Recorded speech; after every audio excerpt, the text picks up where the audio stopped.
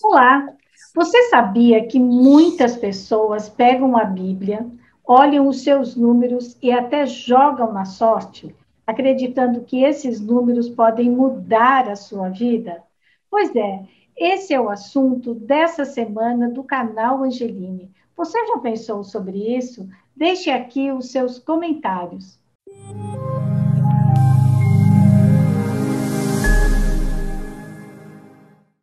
Olá, seja bem-vinda, bem-vindo ao canal Angeline. Hoje vamos conversar com o professor Dr. Rafael Rodrigues da Silva.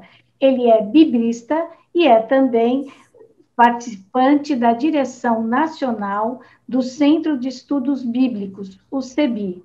Professor Rafael, é um prazer recebê-lo aqui no canal Angeline. Muito obrigada por ter aceitado o nosso convite.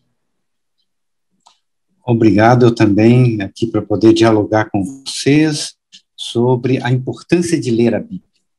E a importância de ler a Bíblia é ler a Bíblia a partir da vida, daquilo que a gente está vivendo, do que nós estamos enfrentando, para poder dialogar do nosso tempo com o tempo da outra cultura. Então, aqui é fundamental que a gente lê a partir da vida, olhando aquilo que a Bíblia diz. E nesse diálogo, e nessa ponte entre o hoje e o ontem, a gente tem que respeitar a cultura, respeitar o tempo, respeitar a história e respeitar o que o texto diz. Eu não posso dizer aquilo que o texto não diz. Então, o texto fala muito naquela época. Nós é que lemos hoje e tentamos interpretá-lo para hoje. E aí eu tenho que saber muito bem essa distância entre o presente e o passado, né? Para poder compreender profundamente os textos. Assim é com os números, assim é com os textos apocalípticos, assim são com os textos míticos. Cada texto produzido lá, no seu tempo, ele é produzido para poder dizer algo para aquele povo, para quem está sendo escrito o texto. E aí um texto de 2000 anos atrás, ele foi escrito para aquele tempo lá. Ele não foi escrito para o ano 2021 da nossa era. E nem tampouco ele foi escrito para o Brasil. Ele foi escrito para hebreus, hebreias, judeus e judias lá dos tempos antigos. E que é claro e evidente. Professor, desculpa, o que o senhor quer dizer é que, na verdade, é assim, quando a gente escreve, quando a gente conta uma história, a gente conta a partir do ponto de vista cultural da nossa própria história, né? Quando a gente fala, eu sou isento, não existe isso. Todo mundo, quando conta, conta a partir do seu ponto de vista. Então, a Bíblia, embora um livro sagrado, mas ela conta uma história. E essa história é contada a partir de quem escreve essa história. É isso que o senhor quer nos dizer, não é isso? Isso mesmo, ou seja, quem está contando ali, está refletindo lá, ele está falando a partir das suas condições. E é claro, lá atrás, há 1000 anos atrás, 2000 anos atrás, a cultura era outra, os tempos eram outros. Não tinham, imagine, uns anos atrás não tinha a tecnologia que nós temos hoje. Não tinha as informações que nós temos hoje. E imagine que um texto bíblico era um texto produzido uma única vez para um grupo. Não tem hoje como nós temos essa gama de traduções. Hoje a gente tem um monte de traduções, você tem Bíblia de todo gosto. Você tem Bíblia em quadrinhos, você tem Bíblia para família, você tem Bíblia para pastoral, você tem Bíblia para o estudo, você tem Bíblia de todo jeito. Então, hoje, quando a gente tem Bíblia de todo jeito, igual tantas traduções, e você tem traduções do mundo inteiro, não era isso lá nos tempos antigos. Você tinha um papiro, você tinha um escrito, e se aquele aquele escrito se perdesse, acabou o texto.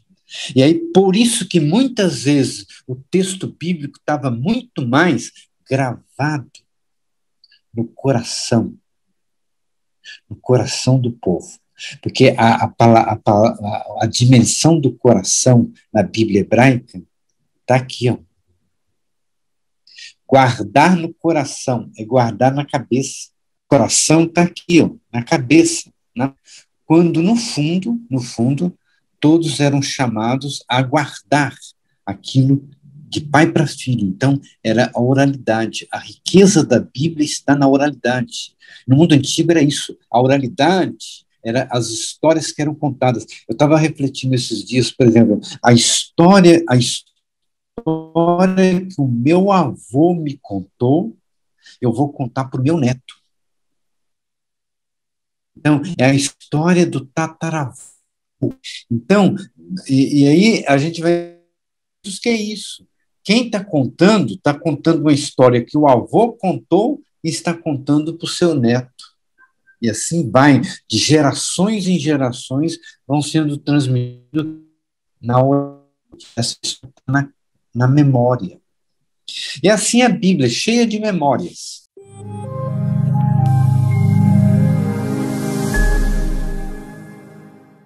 É quando a gente vai entrar nos textos bíblicos, a oralidade, aqueles textos, eles vão tomando aquilo que vão colocando na cabeça, na memória, porque o coração está aqui.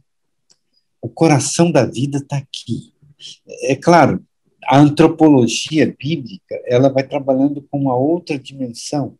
Então, o coração é tudo aquilo que você vai guardar na memória, né? Por exemplo, a palavrinha raiva, em hebraico, que é a palavrinha af, é o mesmo que nariz. Porque o nariz é o termômetro da raiva. E quando você está com muita raiva, você começa a respirar forte. Por isso, o animal feroz, ele começa a soltar fogo pelas narinas, né? Por exemplo, o cachorro, o leão, o touro, ou seja, começa a soltar fogo. Então, começa a respirar forte. Isso é a palavra ira, raiva, em hebraico. Então, quando a gente tem a questão do coração que está na cabeça, é que tudo aquilo eles vão guardando de memória e contando de pai para filho. E aí, quando a gente vai contando essas histórias, é o tataravô contando para o neto, é o tataravô contando para o neto e é o neto contando para o seu neto. Então, no fundo, essas narrativas que vão sendo transmitidas de geração em geração. É a historinha de Ruth, é a história de Tamar, é a história de Agar, é a história de Madalena. São narrativas tão profundas que vão misturando passado, misturando presente e misturando futuro, né? E nessas histórias que vão sendo contadas e recontadas, a gente encontra essa perspectiva que está na profecia apocalíptica, que está na importância dos números, que está na importância de contar algo fundamental para o seu tempo. E quando a gente lê, a gente tem que encontrar ali algo tão fundamental para o nosso tempo, mas sabendo distanciar culturalmente, historicamente, o que é cada coisa. O que é o texto lá no passado, o que é a minha leitura no presente. E aí eu como não é que posso a gente misturar faz, isso. e como que a gente faz isso? Essa diferença entre o passado e a gente adapta, porque por mais que a Bíblia seja um livro histórico, ela é um livro sagrado. Então, se você vai se basear nas palavras de Jesus ou nas palavras de Moisés, ou olhar, por exemplo, os Salmos, né? Como é que a gente pega isso e traduz para a vida atual? Qual que é o exercício ou a maneira com que a gente tem que ler para poder entender? Primeiro eu tenho que entrar, eu tenho que olhar a conjuntura que eu estou vivendo e no mundo que eu estou vivendo e olhar o mundo lá daquela época. Então, quando eu vou entrar no texto, eu vou olhar o texto, eu vou perguntar pelas condições de vida que estão ali, pelos cenários, pelas pessoas, por aquilo que está sendo contado. E quando eu percebo ali os elementos, as coisas fundamentais, eu vou buscar fazer a ponte com aquilo que eu estou vendo hoje. Mas agora, é claro, essa ligação não é direta porque há uma distância de 2.000 anos, 3.000 anos, há uma distância de cultura, há uma distância de língua. O texto não é escrito em português. O texto é escrito em hebraico. O texto máximo ele foi traduzido para o grego. Do grego foi traduzido para o latim. Do latim traduzido para o português. Então, quando a gente vai pegar o texto em português, Deus não falou português, né? Então, falou lá na sua língua, lá no seu tempo. Que estamos indo, claro, e quando eu traduzo, eu interpreto. Então, quando a gente está aqui, evidentemente, nas grandes questões da interpretação, e para isso a gente tem que tomar muito cuidado, para que eu não jogue no texto aquilo que não está dito no texto. E Por para que eu não exemplo, pegue. por exemplo. Então, um exemplo assim, ó, por exemplo, eu pego o que está dito lá no texto. Mulheres, fiquem caladas, não podem falar na Assembleia. Eu pego isso de lá e trago para hoje e vou dizer assim, ó, mulher não pode falar, não pode falar. Então, na Assembleia só falam os homens, só os homens vão na igreja, só os homens podem participar. Eu estou o quê? Pegando uma lógica patriarcal, androcêntrica, machista, de lá, e fazendo ela se valer num modelo que eu quero implantar aqui de machismo, de dominação. Agora, quando eu vou ler atentamente, eu vou perceber, olha, quando esse texto lá atrás está dizendo para as mulheres ficarem caladas na Assembleia, é porque deve ter mulher falando. E E se Paulo tinha ficou mulher, incomodado, né? ficou incomodado. E aí não é só Paulo que ficou incomodado, não. Aquele modelo de comunidade estava incomodado com a presença das mulheres. E as mulheres interrogando, as mulheres provocando, as mulheres fazendo mudança.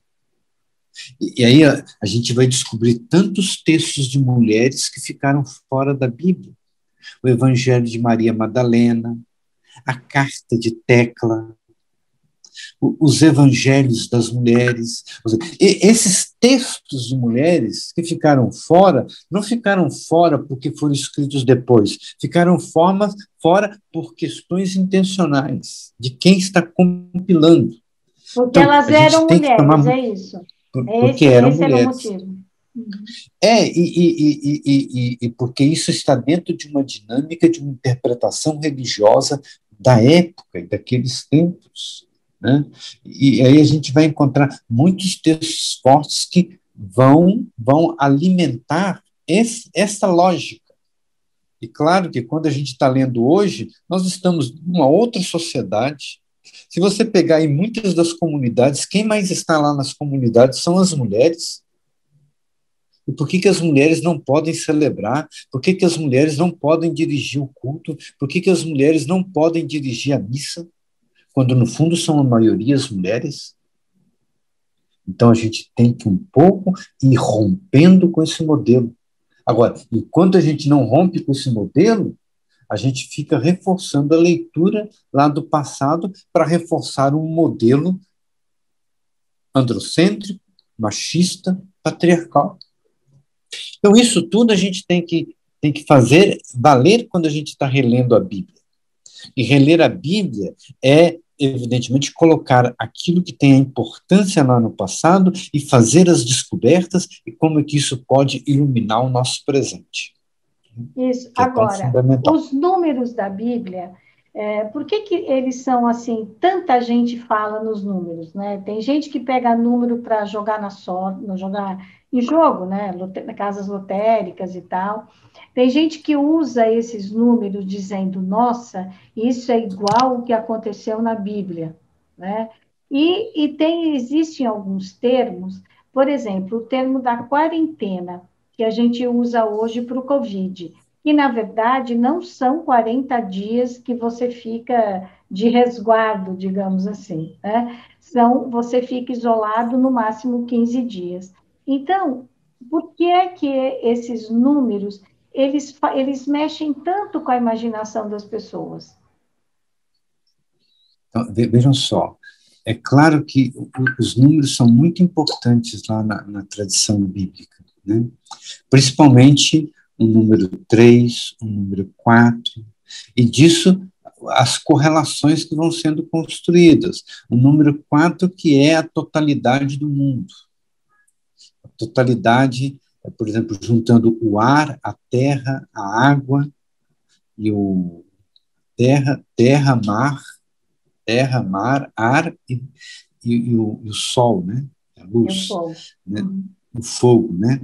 Então, esses 4 pontos, aí quando junta os 4 pontos cardeais, ou seja, tudo isso dando a dimensão de totalidade. Depois o número 3, que é o número da perfeição. Então, agora eles vão fazendo essa conexão. 4 mais 3 é igual a 7. Por isso, os 7 dias da criação, por isso o dia do sábado, que é o 7. Aí quando você pega 4 vezes 3 dá 12. Por isso as 12 tribos de Israel. Depois, no Novo Testamento, vai ter os 12 apóstolos. E aí, quando você vai juntar isso, é porque você tem o número 24, os 24 anciãos do Apocalipse, que é, no fundo, 12 mais 12. Ou pega lá o número do 144 mil. E aí, o que é 144 mil? Né?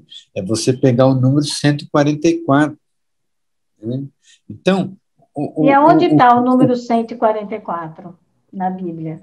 está no Apocalipse, no Apocalipse. E quer dizer Os o quê? 144 mil testemunhas, são as testemunhas que estão ligando o quê? 12 vezes 12. 12 vezes 12 dá 144. Então, você tem 12 mais 12 dá 24, 12 vezes 12 dá 144. Vezes 1000, que é grandioso, dá os 144 mil testemunhas que vão ser salvas no Apocalipse. Agora, é claro, isso tudo dentro de uma simbologia que tem a ver com aquele contexto, com aquela cultura. A gente não pode pegar esses números e dizer, esses números querem dizer isso hoje. Quando, no fundo, eles têm toda uma carga simbólica dentro daquela cultura, dentro daquele ambiente. O número mais emblemático no Apocalipse é o número da besta, que é o 666. Um tempo atrás aí, teve um fulano que pegou e foi fazer um estudo lá e disse que o 666 dava o nome Microsoft. Era 666. Outro dia, um fulano aí postou um videozinho na internet e ele mostrou por A mais B, mostrando lá na internet, ele escreveu a palavrinha corona. Corona é formada por 6 letras. Aí dá o primeiro número 6. Depois ele foi pegando cada letra e somando e colocando o lugar dela no alfabeto. Aí somou tudo, essas 6 letras dos seus lugares no alfabeto, dá o número 66. Então ele colocou lá 66. 66 com 6 dá 3 vezes o número 6, 666. Aí passa para todo mundo que estava assistindo aquele vídeo, que no texto do Apocalipse 13, quando manda calcular o número da besta, manda calcular e dizendo que o 666 de Apocalipse 13 é a palavrinha corona. Professor, não é nada disso. Quando a gente fala de número, por exemplo, isso é como se eu pegar o salário de uma outra pessoa e dizer para ela como ela deve gastar, não é? Porque essa história de número, cada um vai e compõe do jeito que é conveniente, não é isso? E na Bíblia, o que quer dizer esse 666? Qual que era a intenção quando isso foi colocado? Então, quando a gente lê bem lá no texto, ele vai dizer que esse número da besta é um número de homem, é um número de homem, é um número de um nome. E esse nome todos tinham que ter na mão direita ou na fronte. Ou seja, esse era o nome que dominava o povo ideologicamente e dominava economicamente. Porque o que circulava na mão do povo era a moeda. E sabe o que é? É que na moeda romana, tinha uma imagem. Tinha uma imagem. E na moeda romana, tinha, ao redor da imagem, tinha o nome do imperador. Só que o nome do imperador que está aqui é o nome do imperador romano, só que o povo recebendo aquilo interpretava, e aí essa é a dinâmica do Apocalipse. Esse nome que está aqui é um número. E é o que eles fazem? Transforma e pega o nome do imperador, Nero César, escrito em hebraico. Por quê? O nome do imperador Nero César escrito em hebraico? Porque no hebraico as letras são números. O alfabeto hebraico é um alfabeto numérico. Cada letra do alfabeto implica num número. Então, eles pegam o nome que está lá com as letras e somam as letras do nome do imperador em hebraico. E aí, é claro, não sobra uma letra. Pega todas as letras e vai dizer o nome Nero César em hebraico, e aí cada uma da letra que tem um número lá no alfabeto, e olha no alfabeto, vai dizer, vai calcular. Aí soma as letras, vai dar 666. Agora, esse nome eles não inventaram, porque é o nome do imperador que está na moeda. E é o nome de quem estava controlando politicamente o povo naquela região, na Ásia Menor, do povo que estava sendo controlado na Galileia, na Palestina, no Egito, eram os donos do mundo na época. Era Então, política e economia, né? Juntavam as duas política e coisas. economia, juntava as duas coisas. Então, quando eles estão fazendo, estão interpretando a besta. A besta tem a ver com o Império Romano. O Apocalipse 13, ele abre assim, ó, eu vi uma besta que vinha do mar. Aí vai dizendo, essa besta vem do mar. O que vem do mar, e a ameaça que vem do mar para o povo, são as caravanas romanas, são as embarcações romanas que vinham para recolher tributos, vinham para recolher a produção e levar embora, porque Roma não produzia nada naquela época. Então, isso tudo era a lógica da exploração econômica. É claro, isso a gente lendo lá no primeiro século da era cristã, daquilo que as comunidades estavam lendo.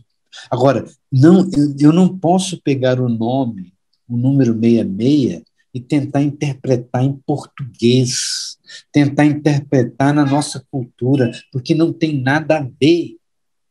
Certo. Não tem nada a ver. E aí, não é dizer, ou seja, isso eu estou fazendo uma deturpação do texto.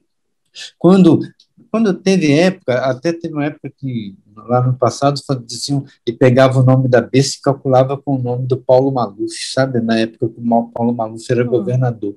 Ou seja, também é outra deturpação, porque não tem nada a ver com o nome Paulo Maluf, mesmo que o Paulo Maluf, né, era o que representava naquele tempo. Ou seja, então, no fundo, isso tudo são marcas de um tempo, daquilo que é a interpretação do texto, daquilo que eles estão dizendo. E aí agora é claro e evidente, eles estão dizendo, a besta é tudo aquilo que está nos dominando, nos massacrando.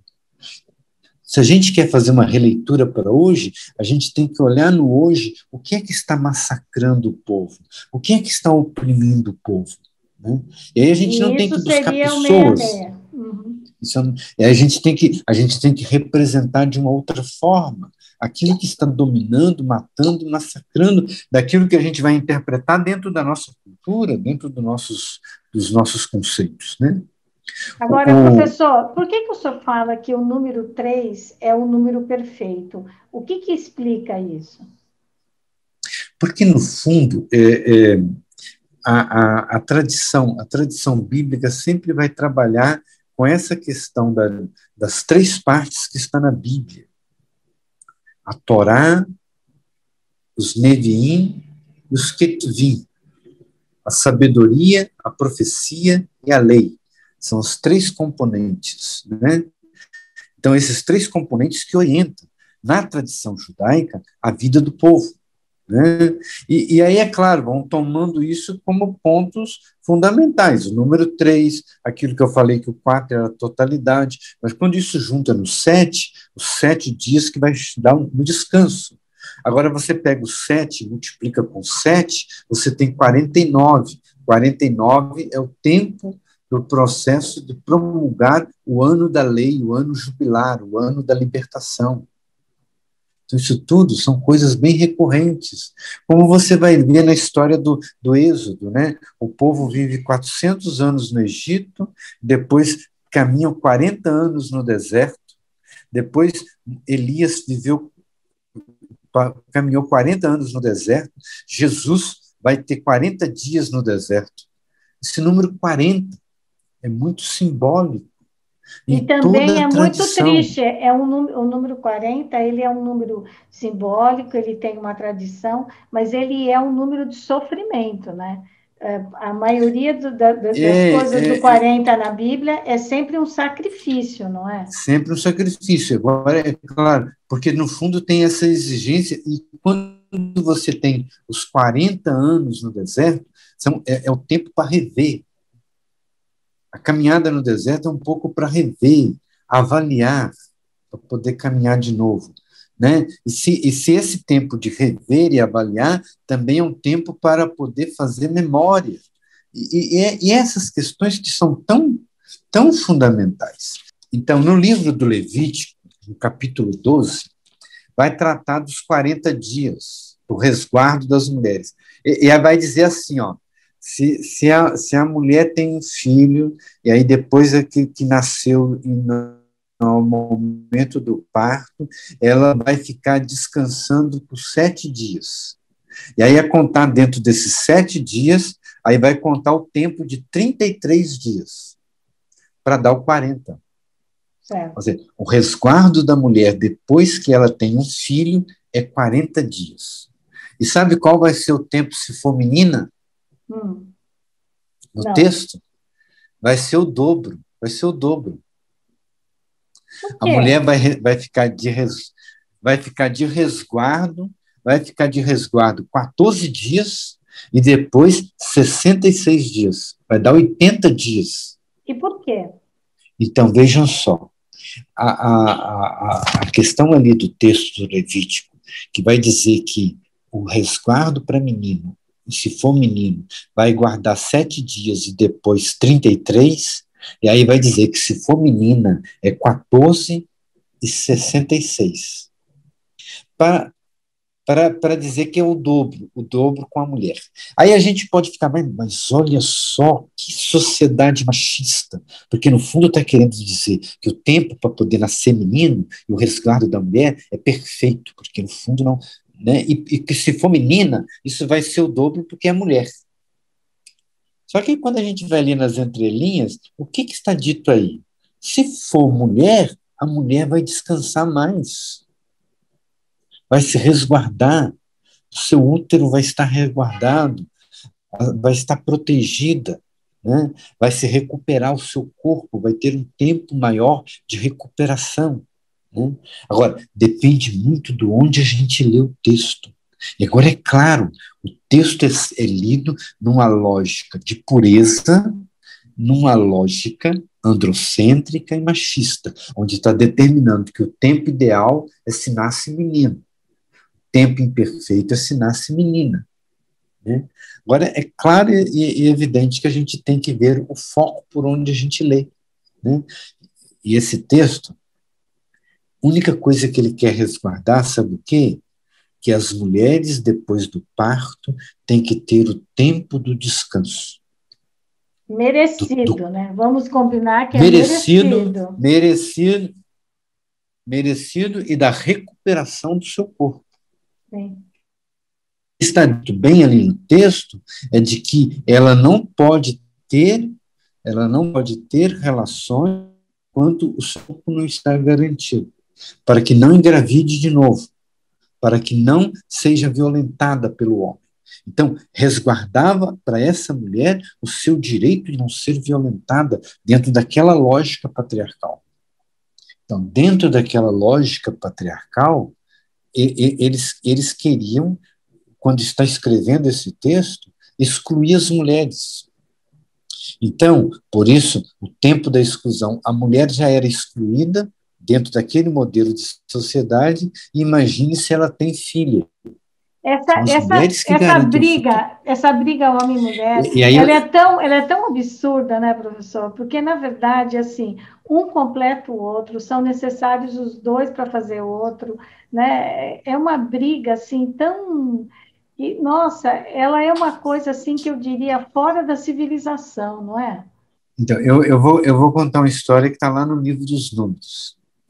5 mulheres, filhas de Salfaade.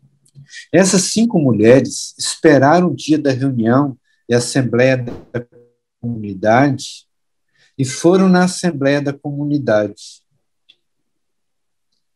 E chegando lá na assembleia, elas disseram para Moisés e para os sacerdotes: ó, nosso pai morreu, e será que vai apagar o nome dele na história só porque ele só teve filhas?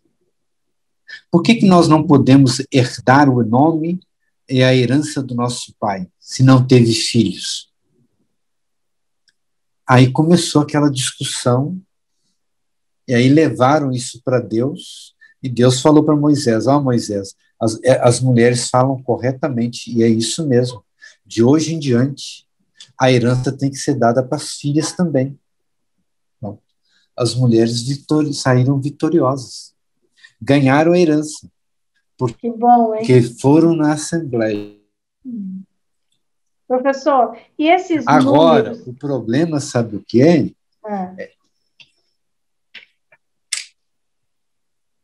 O problema é que esse texto, quando ele foi escrito, e dentro do livro, eles vão escrever um outro texto. E aí os homens se juntaram e disseram: não, isso aqui não vai ficar bom, não. Passa a terra para as mulheres, e se elas casam com outro de qualquer outro lugar, não está misturando e não está repartindo a terra? Está tirando a terra da família? Então, vão se reunir e vão dizer o seguinte: as mulheres podem ter herança com uma condição: elas têm que casar aqui dentro, não pode casar lá fora, não. Elas têm que Então, casar dentro da própria tribo, é isso que eles queriam isso, dizer? no fundo, elas têm que casar com os primos, Certo. para que a terra fique mas vejam só, isso tudo porque é a lógica patriarcal determinando. Mas quando, no fundo, as mulheres estão trazendo aqui um elemento fundamental. Por que nós não temos terra? E isso a gente trazer para hoje, né? Por exemplo, quando a gente ainda tem essas marcas, tudo de dominação, até no nome, né? Por exemplo, até muitas vezes, quando se casa, a mulher recebe o sobrenome do marido, da família do marido, né? Ou quando você tem essas histórias todas do dote, né? E o casamento, quase que tudo isso passa por uma grande tradição de compra e venda, né? Até uns anos atrás, isso, a mulher não escolhia com quem ia casar, o pai já determinava: vai casar com fulano de tal, e pronto, que fulano de tal é isso e aquilo. Não se casava por amor, se casava por negócio, né? Negócio de família. Então, Agora, isso tudo a professor, gente vai vencendo. esses números da Bíblia, eles têm algum, assim, significado, eu diria assim, sagrado? Alguma coisa que... Porque, assim, por exemplo, às vezes uma pessoa vai fazer uma oração, então ela fala: você reza 3 vezes. Você reza, sei lá, 3 Ave Marias, 3 Pai Nossos, ou então você vai fazer mesmo oração para uma pessoa, faça 3 vezes. Isso, esse número 3, por ser o número da perfeição, tem a ver com esse tipo de coisa ou nada tem a ver com nada aqui? Não, não, às vezes as pessoas tomam isso simplesmente pela simbologia do número. Claro que lá na tradição antiga, muitas vezes a oração, ela se valia quando ela fazia a repetição das frases. E essa repetição, muitas vezes, ela segue uma lógica dentro dos números, né? Por exemplo, um refrão que aparece 3 vezes dentro de um salmo. Claro que eles estão fazendo esse refrão repetir 3 vezes de acordo com o número. Ou quando você pega, por exemplo, um salmo alfabético, e aí eles pegam, fazem um tipo de oração que a primeira letra de cada verso, que a primeira letra de cada verso, ele começa com uma letra do alfabeto. Aleph, Bet, Gim. Isso é um salmo alfabético. É um salmo bem montado. E só para dar um exemplo, por exemplo, no livro de Ruth, capítulo 1 do livro de Ruth, ele trabalha o tempo todo com o verbo voltar. E ele costura todo o capítulo 1 com o verbo voltar. E o verbo voltar é repetido 12 vezes no capítulo 1. Aí, quando Por que você ela usa tanto esse verbo? Porque está trabalhando o projeto da volta para a tribo, o projeto da volta para a terra. E é claro, isso tudo trabalhando numa dimensão do povo depois do exílio, todo o projeto de volta para a terra prometida. Isso tudo tem simbolismo dentro daquela tradição. Então, repete o verbo voltar, depois no capítulo 2, repete o verbo restolhar, no capítulo 3, o verbo resgatar. E essas repetições dos verbos vão sendo repetidas não de maneira aleatória, de maneira bem organizada. Então, o verbo voltar está 12 vezes no capítulo 1. O capítulo 2... Que vem do 3, é isso. É isso. No capítulo 2, o verbo restolhar aparece 12 vezes. No capítulo 3, o verbo resgatar aparece 7 vezes. E no capítulo 4, com 12 versículos, o verbo resgatar aparece 14 vezes. O capítulo 4 é menor do que o capítulo 3. No capítulo 3, o verbo aparece 7 vezes, quando no capítulo 4 ele aparece 14 vezes, o dobro. Que é 2 vezes o 7, que o 7 é o número perfeito, porque é o 3 mais 4. Isso mesmo. Então, vai trabalhando com isso, vai trabalhando com essa dinâmica, mas quando você vai olhando, eles estão montando o livro dentro de uma lógica. E dentro dessa lógica, e é claro, todos esses números, toda essa coisa da repetição, isso tudo é para gravar na memória. Isso tem a ver com a oralidade. Porque quanto mais você repete, quanto mais vai repetindo, tudo isso vai ficando na história. E o que o povo contava não é o texto escrito. O povo contava o texto contado. Porque, além do texto contado, né, professor, além do texto contado, a pessoa, por exemplo, ela pode não saber ler e escrever, mas ela conhece números.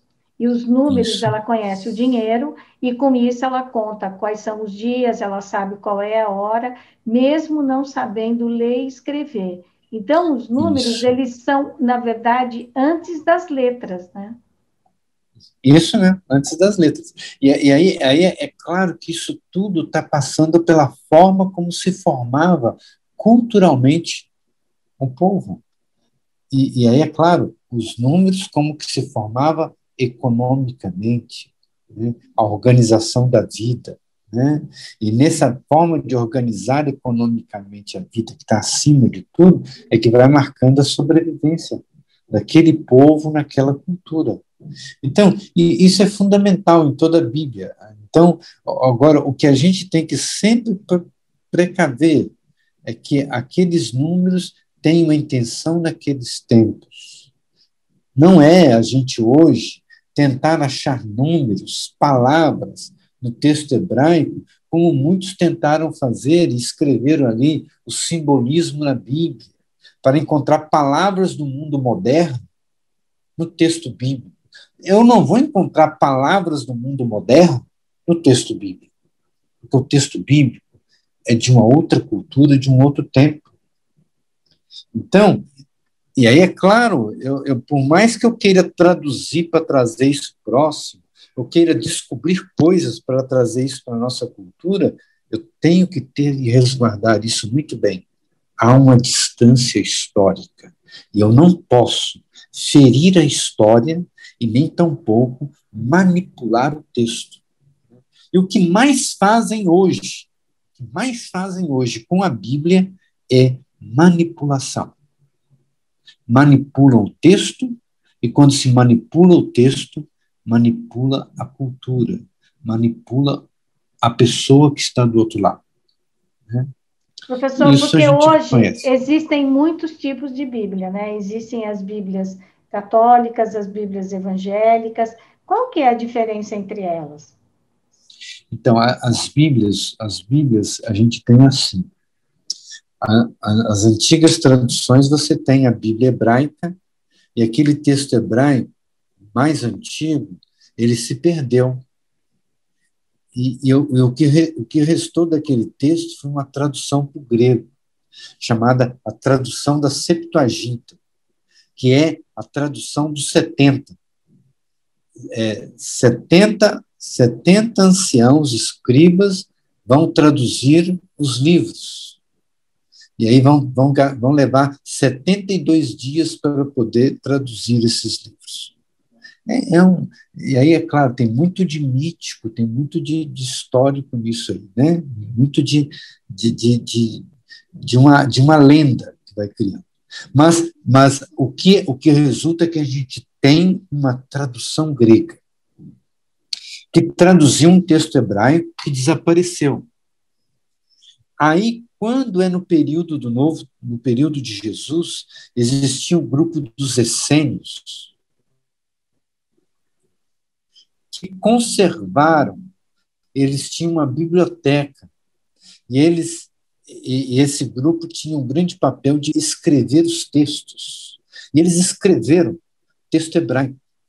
E aí foram descobertos nas grutas de Qumran esses textos hebraicos. E aí desse texto hebraico da época de Jesus é que se pôde trabalhar e resgatar os textos hebraicos da Bíblia Antiga. E por isso vem a tradução da Bíblia hebraica, que vem desde o ano 1000 depois de Cristo, que é esse texto que foi feito pelos maçoretas, que pegaram o texto hebraico e construíram vogais no texto hebraico para ajudar a ler, porque as pessoas não sabiam mais hebraico. E aí, muito mais o hebraico bíblico antigo, que não tinha vogal. E aí, ninguém sabia o que estava lendo. Então, para poder ajudar a entender o que está lendo, criaram os maçoretas os sinais vocálicos, para poder ajudar o povo a entender aquele texto. Depois disso, foi traduzido para o latim. Traduziram por várias línguas. E aí, no português, a gente tem as várias traduções. A gente tem a tradução do João Ferreira de Almeida, a gente tem a tradução do Padre Figueiredo, que são as traduções mais antigas em português. Antes da República, aqui no Brasil, o texto bíblico usado, e aí, é claro, a igreja só usava a Vulgata. E aí, quando se usava nas igrejas, usava uma Bíblia que era a tradução do Padre Figueiredo. A Bíblia, sabe, Angeli, era deste tamanho, dessa grossura. E essa Bíblia a gente só tem no Brasil hoje, a gente só tem no Brasil duas ou três cópias. Uma cópia dessa Bíblia está no Instituto, na Biblioteca dos Salesianos, ali no Pio XI, na Lapa. Em São Paulo. Em São Paulo. Outra cópia está lá no convento de Taubaté, dos Deonianos, na biblioteca, e essa cópia está lá. né? Que também é o interior de São Paulo, né, Taubaté? Interior de São Paulo. E essa Bíblia que era usada, ela tinha poucas cópias, porque era uma Bíblia de um tamanho, ninguém saía carregando essa Bíblia. Então, essa Bíblia só existia ou nos conventos ou nas bibliotecas. E certamente essa era uma da tradução que foi usada por Antônio Conselheiro. Antônio Conselheiro, ele ia no convento dos dominicanos, escrevia o texto bíblico no seu caderninho e levava para a comunidade. Ele leu um dos manuscritos do Antônio Conselheiro é a escrita do texto bíblico. Então, ele ia no convento, ele ia onde ele tinha acesso, escrevia o texto no caderninho para levar para usar na comunidade para ler, porque o povo não tinha Bíblia. Então, ele lia a Bíblia para o povo. E aí, como aquela Bíblia, ele não tinha acesso, porque ele não tinha aquela Bíblia, ela ficava no convento, então ele ia no convento dos dominicanos, escrevia o texto e levava. E que convento que ele ia? Era no convento dos dominicanos, agora eu acho que é ali perto, claro que como ele, ali no arraial ali de Belo Monte, né, deve ser ali o convento dos dominicanos, que eram os frades mais próximos ali em Canudos, né? Claro que depois o lugarejo onde vivia o Antônio Conselheiro desapareceu porque construíram um açude no lugar. Mas o que a gente tem ali? Evidentemente, você tem um texto bíblico que o povo não tinha. Depois, essa Bíblia do Padre Figueiredo, ela foi feita em volumes. Aí pegaram a Bíblia grande e construíram volumes. Então, você tinha uma Bíblia que você podia carregar por partes. Depois produziram uma Bíblia só. Só que aí que vem um detalhe. Aquela Bíblia grande do Padre Figueiredo, ela não tinha só o texto bíblico. Ela tinha notas de rodapé. Explicações que ajudavam o povo a entender o texto. Só que quando ela foi transformando e ficando pequeno, o que fizeram? Tiraram as notas a nota de rodapé. Para ficar mais fácil, né, para imprimir. Para ficar mais fácil. E aí, essa Bíblia do Padre Figueiredo, ela foi a Bíblia usada pelos protestantes quando chegaram no Brasil. Porque não tinha Bíblia em português. Então, os protestantes, luteranos, metodistas, presbiterianos, quando chegaram aqui no Brasil, eles não tinham a Bíblia. Como é que vai dialogar com o povo na língua deles? Então, usaram a Bíblia do Padre Figueiredo. Aí, com essa briga e o conflito religioso, eles foram proibidos de usar a Bíblia do Padre Figueiredo. Nós estamos falando aí da reforma, é isso? Isso. Aí, eles foram proibidos de usar a Bíblia do Padre Figueiredo, né? Com essa briga entre reformistas e a Igreja Católica e tal. Aí, o que aconteceu? Eles continuaram usando, mas não a Bíblia publicada no Brasil. Eles pegaram o texto, mandavam para Londres. Lá em Londres, a Bíblia era editada, publicada e era trazida para cá. E quando vão usar, nós não estamos usando a Bíblia de vocês, não. Essa é uma tradução que vem de Londres. Pronto. Usavam a mesma Bíblia, só mudavam quem é que imprimia. Então, professor, quando eu vejo tudo isso, eu fico pensando, o que será que Deus pensa disso, né? Chega a ser engraçado. Chega a ser engraçado. E aí, nessa briga toda, a igreja protestante e as igrejas evangélicas depois passaram a usar a Bíblia do padre João Ferreira de Almeida, que é um padre que foi em missão para a África, e lá na África ele começou a traduzir os textos, e aí ele foi traduzindo os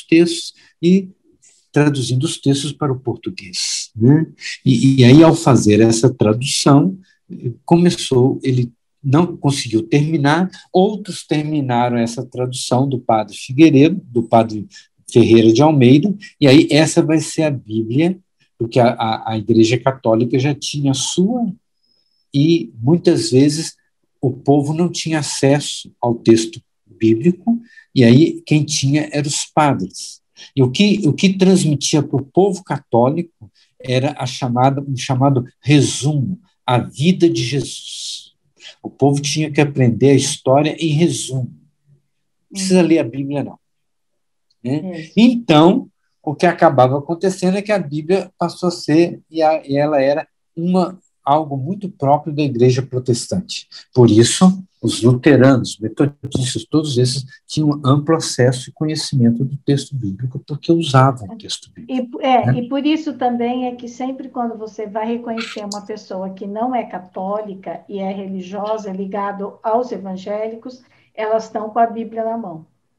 Né? Isso. Né? E assim vai. Por exemplo, eu uma vez, faz muitos anos, a Igreja Católica tinha uma Bíblia que era muito traduzida, que era a Bíblia Pastoral. E aí é uma Bíblia de capa azul, a antiga Bíblia Pastoral. Né? E quando a Bíblia Pastoral começou a ser difundida e usada nas comunidades, muitas das igrejas passou o quê? O povo levar a Bíblia na igreja, e usar a Bíblia na igreja. Então, uma vez eu fui numa comunidade, fui convidada em São Paulo a dar um curso. Um amigo meu, que era padre lá, ele me convidou para ir dar um cursinho lá. E eu não sabia onde era a igreja. Aí ele falou, olha, você pega o ônibus e tal, quando chegar, você desce no ponto tal, você pergunta para qualquer pessoa aí, vai te saber te indicar onde está a igreja. Aí tá bom, eu fiz isso. Aí quando eu cheguei, desci no ponto, olhei para um lado, não sabia, não conhecia nada, perguntei para um senhor que estava passando. Falei, olha, onde fica a igreja tal, tal? Ele falou assim, olha, eu não sei onde fica bem essa igreja, não. Olha, eu até nem sei, eu estou achando que ela virou uma igreja de crente. Porque lá agora todo mundo usa uma Bíblia, carrega uma Bíblia. Só que é bem diferente. É uma Bíblia de capa azul. Aí, quando ele falou isso, ele falou, pode deixar, é para lá que eu vou mesmo. Essa igreja que eu estou indo. Essa igreja que eu estou indo.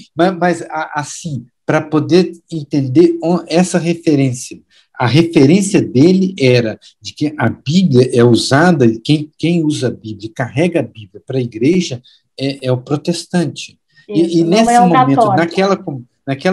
naquele momento, a Igreja Católica passou o povo na comunidade a ter a Bíblia, a usar a Bíblia. E essa era a grande questão e que vai marcar a caminhada das comunidades no período pós-concílio, que é o uso da Bíblia na comunidade, o uso da Bíblia na liturgia, o uso na Bíblia de modo geral. E isso que vai ser o grande elemento para a gente perceber a leitura da Bíblia e como ela vai sendo difundida, né, e vai sendo explicada. Né? Isso. Professor, será que mais 40 anos, né? Será que daria, professor, para o senhor falar um pouco, assim, uma síntese, claro, né, por conta do nosso tempo também, um pouco sobre o Apocalipse? Por que as pessoas têm tanto medo quando falam no Apocalipse? Ou quando o céu está muito escuro, as pessoas falam, o Apocalipse está chegando. Por que as pessoas fazem essa associação? É porque, no fundo, tem duas coisas. Se acostumou, desde os tempos antigos, a ler o Apocalipse em chave catastrófica. Ou seja, ler o Apocalipse como se estivesse descrevendo o fim do mundo, o fim das coisas, o fim da terra, o fim de tudo. Né? E aí a leitura do Apocalipse passa só a isso. E aí muitas das interpretações, ele é o livro mais interpretado. Né?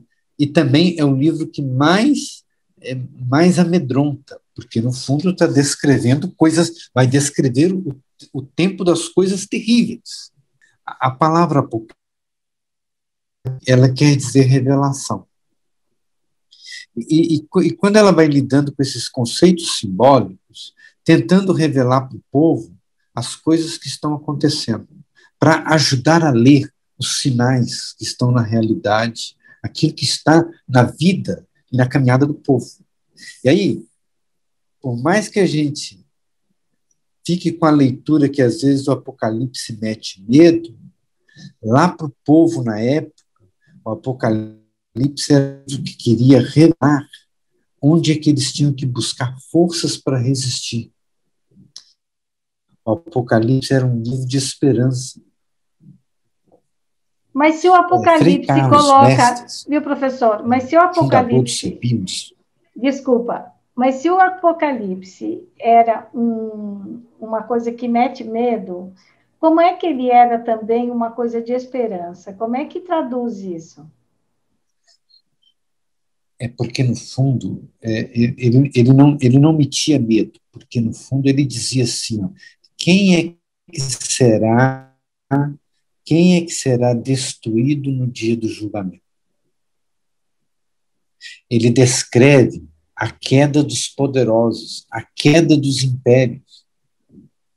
Se você pegar Apocalipse 13, quando vai falar das bestas, e a queda das bestas, está relendo Daniel 7. Daniel 7 vai descrever os impérios, e como é que os impérios vão cair, que é o Império Babilônico, o Império Persa, o Império Grego. E aí vai descrevendo isso na forma de animais, com todo o simbolismo dos animais. E quem é que vai derrotar é o Filho do Homem. Isso no livro de Daniel. O Apocalipse pega isso e relê, e aí agora coloca como ingrediente novo o Império Romano, para poder descrever que a sociedade, desde o Império, o que eles estão vivendo, desde o Império Babilônico até chegar no Império Romano, são uma cadência, uma sequência de dominações. E o que eles têm de esperança é o fim dessas dominações. E aí o Apocalipse vai alimentar essa resistência ao falar do resto, ao falar do projeto do povo, ao falar da comunidade. É um projeto a partir da comunidade. E o que estavam vivendo naquele tempo, nos anos 90, 60, 60, 90 depois de Cristo, era um processo de muita perseguição. As comunidades eram perseguidas, muitos eram mortos, era um momento de martírio. É claro que, diante disso tudo, o que mais se metia, o que mais se tinha, era medo. O Apocalipse quer alimentar aquelas comunidades a resistir, a não perder a esperança e a continuar lutando. Aí entra, aí tem outro fator, outro elemento fundamental. Ou a gente lê o Apocalipse como esperança, ou a gente lê o Apocalipse como medo. O que vai fazendo é que, numa leitura fundamentalista, numa leitura catastrófica, as pessoas ficam com a leitura do medo. E a leitura do medo cria passividade. Fique quieto no seu lugar, fique com medo, não faça nada. Agora, quando você tem esperança, você ousa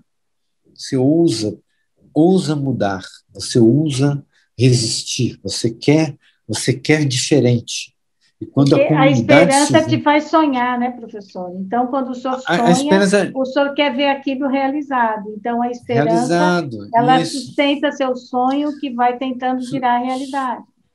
sustenta o sonho, faz caminhar, busca mudanças. Isso. Isso é que é fundamental.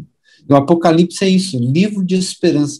Tem um livrinho do Frei Carlos, que é um dos fundadores do CEBI, um livrinho que ele escreveu no seu comentário sobre o Apocalipse.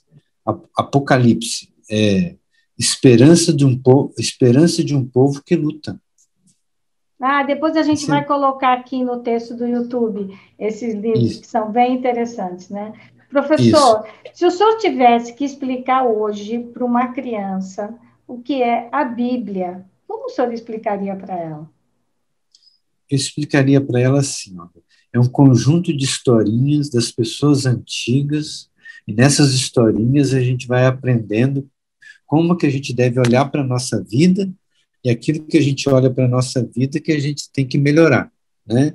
Então, são historinhas lá de trás, bem antigas, como se fosse historinha da vovó, historinha que o vovô conta. Então, isso a gente vai encontrando sempre na Bíblia, e a gente vai um pouco encontrando como historinha da vovó e do vovô, a gente encontra a historinha do Moisés, a historinha da Sara, a historinha de muita gente que foi construindo essas historinhas. E aí é claro que isso tudo a gente vai para uma criança, você vai dosando e você não entra nas questões de contexto político e assim vai. Você vai contando histórias. Então tem que fazer a arte da contação para uma criança, né?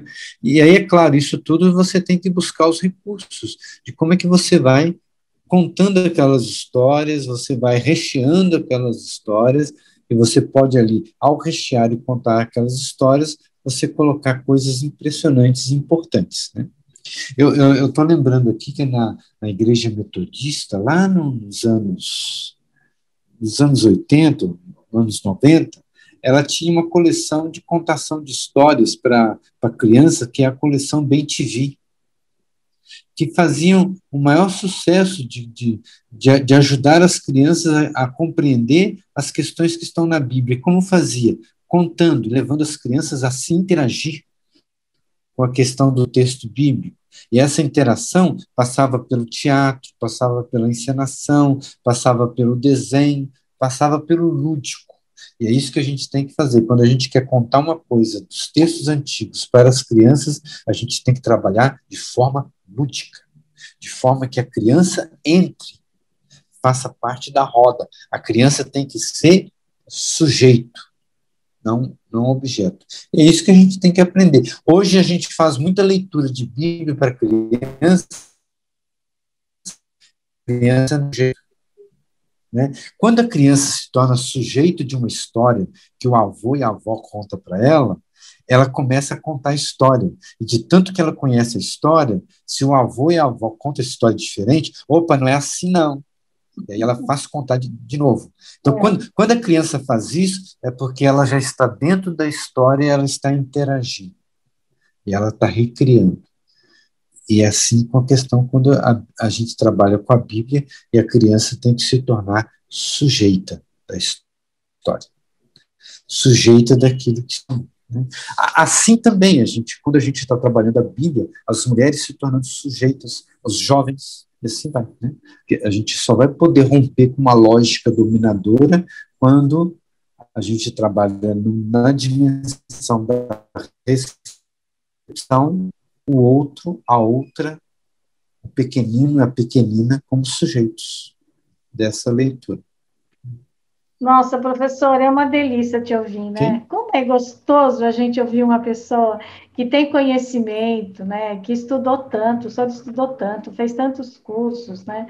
Tantos artigos, livros, mas como é legal ter estudado tanto e saber traduzir tão bem, né, para a gente. Olha, eu quero agradecer imensamente a sua entrevista e antes quero saber se o senhor gostaria de falar mais alguma coisa que eu não te perguntei, que o senhor considera importante. Né, eu considero assim, importante que as pessoas que estão ouvindo nesse canal sobre a questão do jeito de ler a Bíblia possa buscar o site do CEBI, conhecer sobre a leitura popular da Bíblia produzida pelo CEBI, né, que está lá no site, e também buscar isso, novas formas de nuclear, de criar grupos, porque hoje na sociedade a gente precisa cada vez mais de se encontrar para refletir, estudar, partilhar, criar projetos novos, né, para a gente não ficar aí na mesmice, né, e essa que acaba nos colocando cada vez mais reféns de uma lógica de dominação. Né? Então, a gente buscar caminhos. Então, busquem caminhos de reflexão, caminhos de estudo, caminhos de partilha. E um desses caminhos a gente tem aí na leitura da Bíblia a partir da vida. Né? Tá legal. É Professor, isso. olha, muito, muito obrigada pelo seu precioso tempo, né, de estar aqui compartilhando conosco os seus conhecimentos. Eu te agradeço imensamente. Muito Tá, joia. obrigada.